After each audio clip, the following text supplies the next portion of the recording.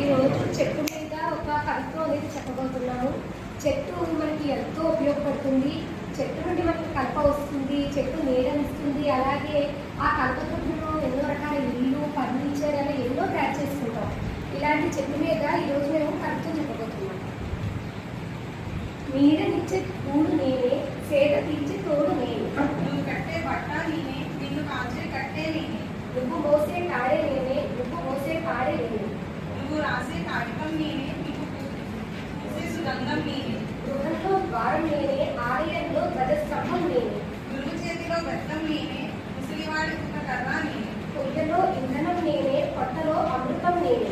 ఈ చేతిలో ఆట వస్తువు నేనే, ఈ చేతిలో పాత వస్తువు నేనే. జోలపాడే పవనం నేనే, రోగాన్ని నయం చేసే ఔషధం నేనే. ఆయువు నేనే, ప్రాణవాయువు నేనే.